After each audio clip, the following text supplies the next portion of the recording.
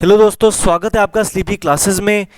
हम आज के लेक्चर में बात करेंगे अपने प्रीलिम्स 2019 के लिए 2 मिनट सीरीज की।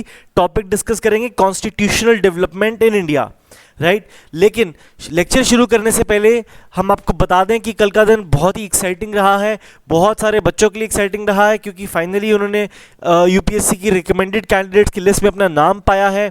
कईयों ने तो बहुत मेहनत, बहुत मुशक्क़तों, बहुत सारे अटेम्प्ट्स के बाद अपना रैंक पाया है।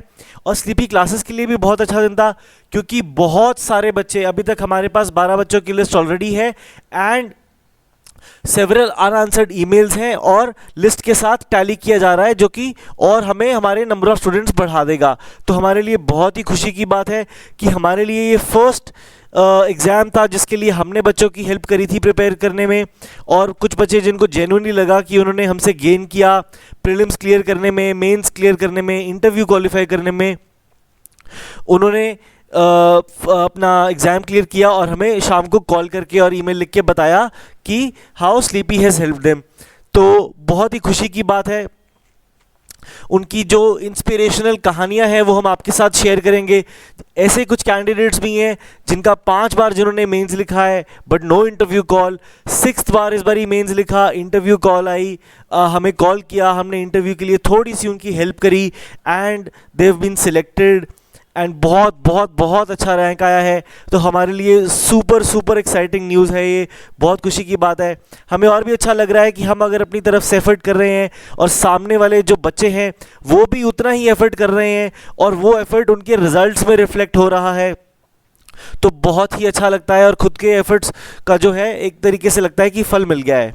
तो राइट, इसी तरीके से मेहनत करते रहेंगे। हमने लास्ट ईयर प्रीलिम्स के लिए भी इतनी एक्सटेंसिवली तैयारी करी थी कि बहुत बच्चों का क्वालिफाई हुआ था। कोशिश इस बारी भी यही है कि इतना ज़्यादा सिलेबस कवरेज हो जाए कि पेपर में अगर कुछ भी आए तो आप किसी ना किसी तरीके से उसको आंसर कर पाएँ, राइट। इसी रास्ते पे हम चले हुए हैं। तो देखते हैं आज के लेक्चर में कॉन्स्टिट्यूशनल डेवलपमेंट में चार्टर एक्ट ऑफ 1813 और चार्टर एक्ट ऑफ 1833। तो सबसे पहले चार्टर एक्ट 1813 की बात करते हैं। तो हमने लास्ट बात करी थी पिट्स इंडिया एक्ट 1784 की। उसके बाद आया चार्टर एक्ट 1793। उसमें बेसिकली ये था कि ब्रिटिश जो हुकूमत थी, ब्रिटिश सरकार जो थी, उन्होंने ईस्ट इंडिया कंपनी का जो चार्टर था इंडिया में ट्रेड करने का और इंडिया में जो ब्रिटिश पोजेशंस थे उनको एडमिनिस्टर करने का, वो चार्टर 20 साल तक के लिए बढ़ा दिया था। कुछ और ज़्यादा सब्सटैंशियल नहीं था उसमें। 1793 में 20 साल के लिए बढ़ाया तो 1813 आ गया। 1813 में अब एक दो कुछ चेंजेस आएंगे, वो देखते हैं क्या थे। सबसे पहले तो जो ईस्ट इंडिया कंपनी की मोनोपोली थी इंडियन ट्रेड के ऊपर, उसको खत्म कर दिया गया और ब्रिटिश सब्जेक्ट्स के लिए इंडियन ट्रेड ओपन कर दी गई। लेकिन सिर्फ और सिर्फ जो चाय थी, trade in T with India, वो उसके ऊपर कंपनी की मोनोपोली थी। और जो चाइना के साथ ट्रेड थी ईस्ट इंडिया कंपनी की, उसके ऊपर भी उनकी मोनोपोली थी कि कोई भी और ब्रिटिश सब्जेक्ट ट्रेड नहीं कर सकता था चाइना के साथ या फिर इंडिया के साथ टी में, राइट। कि इंडिया में टी की ट्रेड जो थी, इंडिया से टी की ट्रेड जो थी, उस पे ईस्ट इंडिया कंपनी की मोनोपोली थी और चाइना की ट्रेड के ऊपर ईस्ट इंडिया कंपनी की मोनोपोली थी। थोड़ा लेक्चर लंबा करते हुए आपको इसका क्विक रीज़न बताएंगे कि ऐसा क्यों हुआ था। क्योंकि लेट 18th सेंचुरी और अर्ली 19th सेंचुरी का जो पीरियड था, उस पॉइंट ऑफ टाइम पे नेपोलियन बोनापार्ट ने क्या किया था, ब्रिटिश जो गुड्स थे उनकी एंट्री यूरोप में बैन कर दी थी, फ्रांस में भी। और जो देश फ्रांस के साथ जुड़े हुए थे, अलाइड थे, उसमें उन्होंने ब्रिटिश गुड्स की एंट्री बैन कर दी। तो ब्रिटिश ट्रेडर्स को लगा कि हम अपना माल कहाँ बेचें, तो उन्होंने सरकार के ऊपर प्रेशर बनाना शुरू किया कि हमें अलाउ करो कि हम इंडिया के साथ ट्रेड कर सकें, हमारे पास बहुत सारी चीज़ें पड़ी हैं, हम यूरोप में तो बेच नहीं पा रहे, हम इंडिया में बेच देंगे, राइट। तो इस वजह से एक प्रेशर ये था। दूसरी ये चीज़ थी कि फ्री ट्रेड वाला जो एडम स्मिथ का जो पूरा थ्योरी थी, पूरी उनकी फाउंडेशनल थी, it started to gain ground. लोगों को लगने लग गया था कि अलाउ कर देनी चाहिए, फ्री ट्रेड होनी चाहिए। तो इस वजह से थोड़ा सा कंसेशन दिया गया कि टी को छोड़ के इंडिया के साथ सारी ट्रेड ओपन कर दी गई किसी भी ब्रिटिश सब्जेक्ट के लिए। दूसरी चीज, मिशनरीज ने कहा कि हम इंडिया में आके मॉरल और रिलीजियस गाइडेंस देना चाहते हैं लोगों को, तो उनको लीगली अलाउ कर दिया चार्टर एक्ट 1813 ने कि आप इंडिया में आके प्रीच कर सकते हैं। ये काफी इंपॉर्टेंट चीज है, आपको याद रखनी चाहिए। तीसरी चीज, 1 लाख रुपए की राशि सालाना अलॉट करी गई कि रखी जाए इंडियंस को एजुकेशन देने के लिए।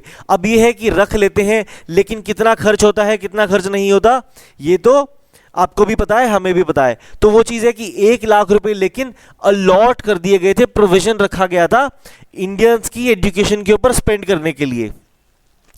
और फर्स्ट टाइम इस एक्ट ने एक्सप्लिसिटली डिफाइन किया the constitutional position of British territories in India, कि उनको ईस्ट इंडिया कंपनी देख रही है on behalf of the British government, right.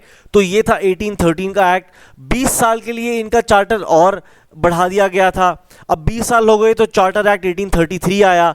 तो इसमें देखते हैं सबसे पहले एडमिनिस्ट्रेटिव चेंज हुआ बहुत बड़ा, क्या कि जो बंगाल के गवर्नर जनरल थे, हमने देखा था कि गवर्नर ऑफ बंगाल को गवर्नर जनरल ऑफ बंगाल कह दिया गया था और वॉरेन हेस्टिंग्स पहले गवर्नर जनरल बने थे।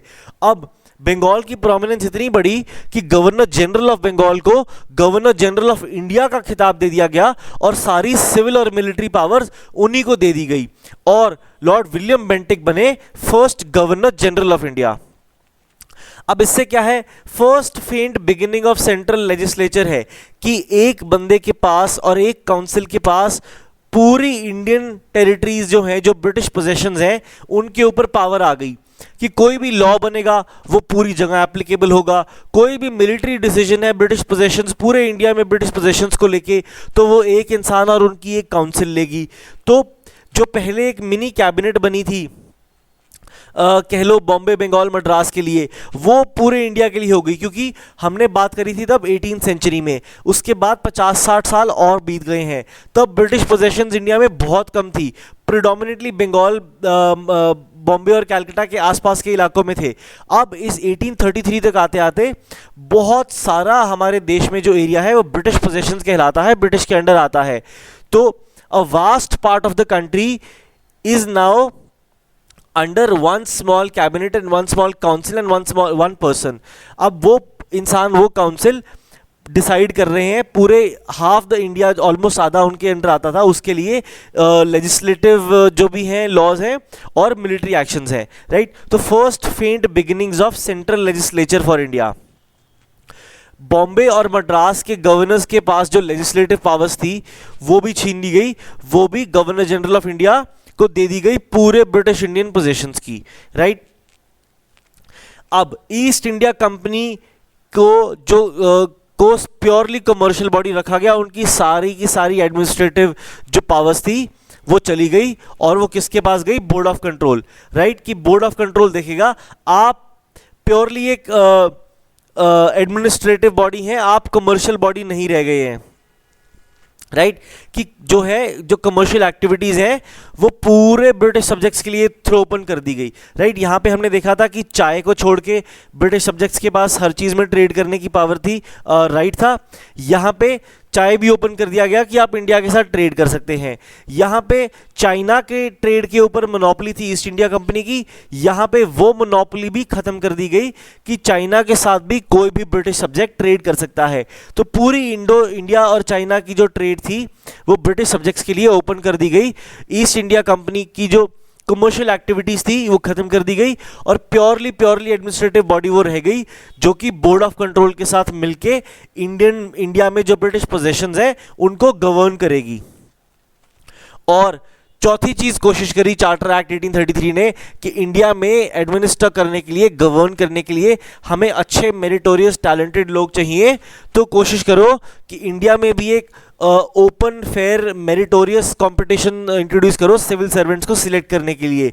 लेकिन जो कोर्ट ऑफ डायरेक्टर्स थे ईस्ट इंडिया कंपनी के, वो अपनी पेट्रोनेज एंजॉय करते थे। वो कहते थे कि अच्छा ये कैंडिडेट अच्छा है, इसको लगा दो, तो थोड़ा सा मेरिट देखते थे, लेकिन पेट्रोनेज बेस्ड सिस्टम था, अपॉइंटमेंट बेस्ड सिस्टम था, जिसमें कोर्ट ऑफ डायरेक्टर्स जो थे ईस्ट इंडिया कंपनी के बहुत ज़्यादा पावर अपनी एक्सरसाइज करते थे, वील्ड करते थे सिविल सर्वेंट्स को सिलेक्ट करने के लिए कि कौन इंडिया में एडमिनिस्टर करेगा, ताकि उनकी जो वाहवाही है, उनका जो राज है वो चलता रहे। लेकिन इस एक्ट ने खत्म करने की कोशिश करी, तो उनकी ऑपोजिशन की वजह से फिर इस क्लॉज को निगेट किया गया। तो ये थी चार्टर एक्ट 1833 की कहानी। हमने 1813 और 1833 को कंपेयर कर लिया है। आगे की कहानी देखेंगे इसके तीसरे भाग में। तब तक के लिए थैंक यू।